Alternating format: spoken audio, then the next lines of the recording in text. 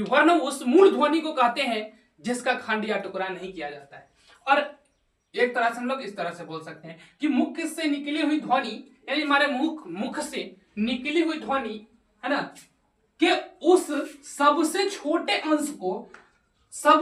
अंश को वर्ण या अक्षर कहते हैं जिनकी बुआ क्या नहीं कर सकते, टुकड़ा नहीं किया जा सके। तो वही बात है कि वर्ण उसको कहेंगे, कि वर्ण उस मूल ध्वनि को कहेंगे जिसका खंड या टुकड़ा नहीं किया जाता है। तो ये हमारा वर्ण समझ गए। और वर्ण या अक्षर दोनों एक ही चीज होता है, ठीक है। चलिए समझिए आगे, जैसे कि अ क च ट त प त आदि, ये सब क्या हमारा वर्ण है। चलिए ध्यान दीजिए, अब एक नोट समझिएगा कि वर्ण के समूह को बुआ क्या कहते हैं, वर्णमाला। जैसे हम लोग फूल के समूह को माला कहते थे, है ना, फूलों के समूह को हम लोग माला कहते हैं, उसी प्रकार यहाँ पर जो है हमारे वर्णों के समूह को वर्णमाला कहेंगे। क्या कहेंगे, वर्णों के समूह को वर्णमाला कहेंगे, ठीक है। चलिए आगे ध्यान दीजिएगा कि वर्ण या अक्षर के बुआ प्रकार जो है दो होते हैं। वर्ण या अक्षर के प्रकार कितने होते हैं, दो प्रकार होते हैं। आइए समझते हैं। वह पहला हमारा होता है स्वर और दूसरा होता है व्यंजन। पहला क्या होता है, स्वर, और दूसरा क्या होता है, व्यंजन होता है। आइए हम लोग एक एक करके समझते हैं कि स्वर क्या होता है, हमारा व्यंजन क्या होता है, उसके बारे में हम लोग समझते हैं। चलिए समझते हैं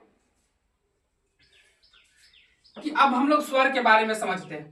तो स्वर क्या, किसको हम लोग कहेंगे, तो ध्यान दीजिए थोड़ा सा कि उन अक्षरों या वर्ण को कहते हैं जो बिना किसी दूसरे अक्षरों या वर्ण की सहायता के बोली जाती है। यानी कि स्वर वैसे होंगे जो किसी अन्य वर्ण की सहायता नहीं ले सकता है, ठीक है, वो किसी अन्य वर्ण के सहायता के बिना ही बोला जाता है। तो उस वैसे को हम लोग क्या कहते हैं, स्वर कहते हैं। समझ रहे हैं। जैसे देखिए इसमें अ आ से देखिए हर्ष गो ए आई ओ औ अंग अ और री, ये सब हमारा क्या स्वर है।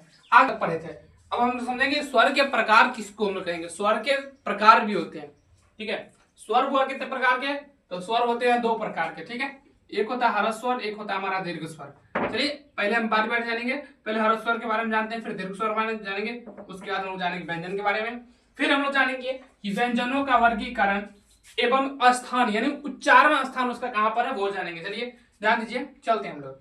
तो हम लोग समझते हैं पहले कि हमारा हर्ष स्वर क्या होता है।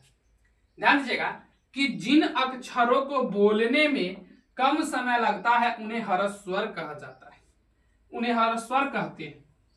जैसे में देख लीजिए ओ हर्ष ई हर्ष ओ री, ये सब हमारा क्या है, हर्ष स्वर है। क्या है, हर्ष स्वर है, ठीक है। जिनको बोलने में कम समय लगेगा वो हमारा क्या कहलाएगा, हर्ष स्वर कहलाएगा।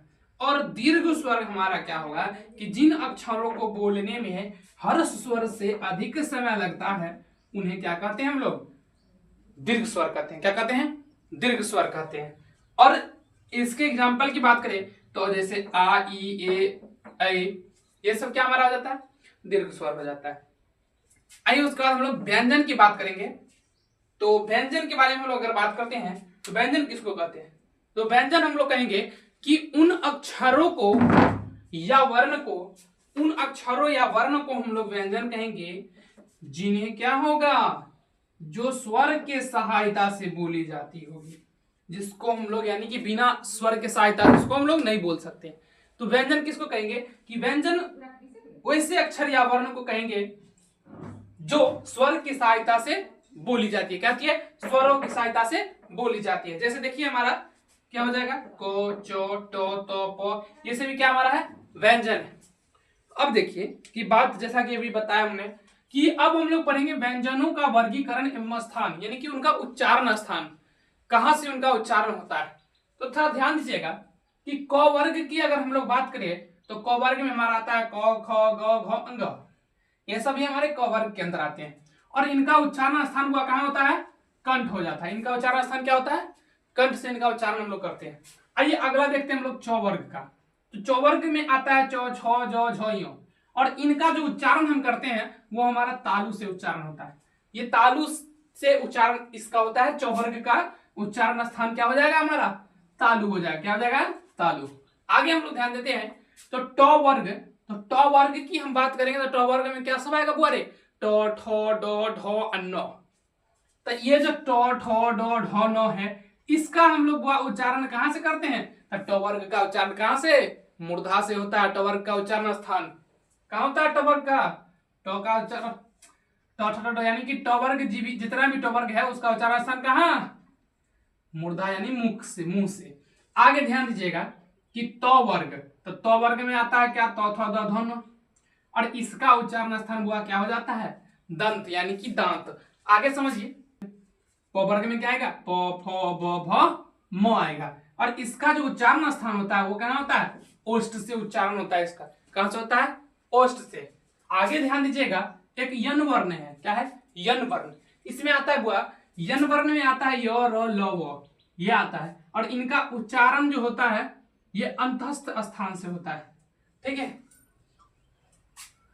और उसके बाद देखिए एक सल वर्ण हमारा आता है, जिसमें आता है हमारा सौ, तलाबे सौ, मूर्धन्त सौदंत सौ और ह, और इसका जो उच्चारण स्थान है ये उष्म है, उष्म स्थान से ये उच्चारण होता है। ठीक है। और इसी प्रकार थोड़ा सा इसमें और जो हमारा आता है एक अक्षत्र ज्ञ, ये भी आता है, तो इसके बारे में भी थोड़ा समझ लेते हैं। इससे पहले हम लोग थोड़ा बोर्ड को साफ कर लेते हैं। क्षत्र, अक्षत्र और ज्ञ, ये जो तीनों अक्षत्र और ज्ञ हमारा आता है, ये क्या होगा इसके बारे में हम लोग समझेंगे। तो ये हमारा अक्षत्र और ज्ञ जो होता है सो क्या होता है? ध्यान दीजिएगा, ये पूरा संयुक्त अक्षर होता है। क्या होता है? संयुक्त अक्षर होता है।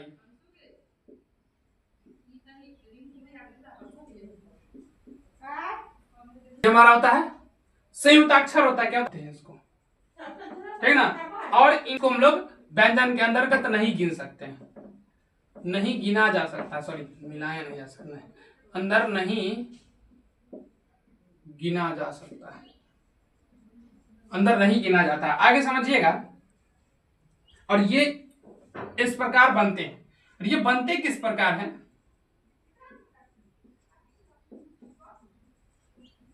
ये इस प्रकार बनते हैं।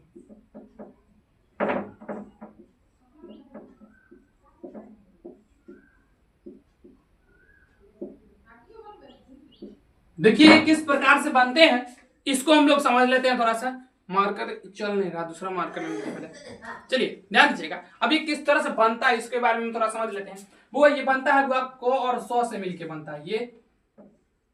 ये को जोड़ सौ जब मिलता है तब बनता है इनमें अक्ष। को और जब सौ मिल जाते हैं तो बन जाते हैं हमारा क्या? जब को और सौ मिलता है तो क्या बनता है? अक्ष बनता है। समझ रहे हैं ना। आगे ध्यान दीजिएगा, अब समझिएगा थोड़ा सा, यहाँ पर समझने की बात है। दूसरा देखिए, यहाँ पर जो हमारा अक्षर था त्र की बात करते हैं हम लोग, तो त्र बनता है हमारा तो, और र से मिलके हमारा त्र बनता है। क्या बनता है? त्र। तो और र से मिलके क्या बनता है? त्र बनता है। समझ रहे हैं ना। तो और र से मिलके बनता है हमारा त्र। और एक और हमारा है जो हमारा क्या है? ज्ञ है। ये बनता है हमारा क्या चीज से? तो ये बनता है हमारा जो और यों से।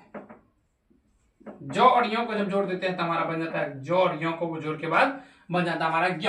समझ रहे हैं ना। तो जब इस दोनों को जोड़ेंगे, किसको किसको? जो और यों को जोड़ते हैं तो हमारा क्या बन जाता है? ज्ञ बन जाता है। अब इसके बाद एक हमारा है मात्रा, हम लोग समझते हैं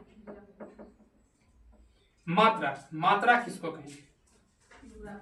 अब मात्रा किसको कहेंगे तो ध्यान दीजिए, मात्रा क्या होता है समझते हैं मात्रा के बारे में।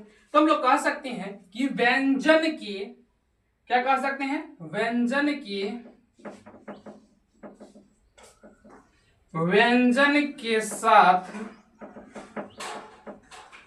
के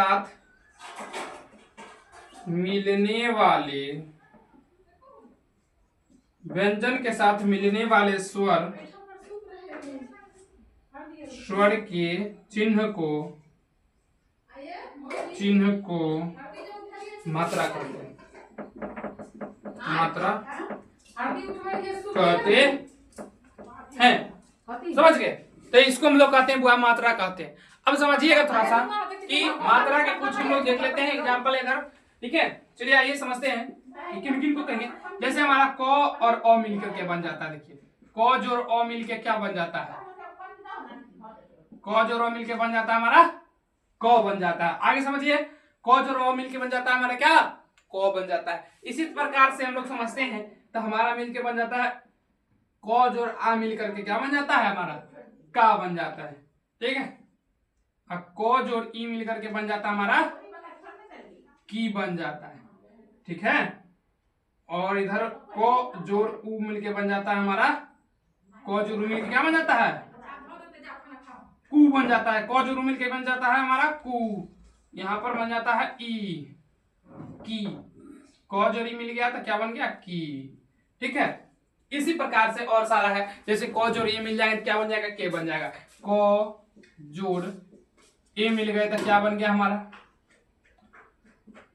के बन गया। क जोड़ ए मिल गया तो क्या बन गया, के बन गया। इसी प्रकार से हमारा मिल गया चौ आ जोड़ ओ, तो ये बन गया चौ। इसी प्रकार से हमारा बन गया प आ जोड़ ए, तो बन गया पे। समझ रहे हैं ना। इसी तरह से ये हमारा मात्रा हो गया। यानी कि क्या कहेंगे कि व्यंजन के साथ मिलने वाले स्वर के चिन्ह को मात्रा कहते हैं। यानी व्यंजन के साथ जो हमारा स्वर का चिन्ह मिलेगा वही हमारा क्या कहलाएगा, व्यंजन कहलाएगा। आगे की बात हम लोग पढ़ेंगे अगले क्लास में। आज के लिए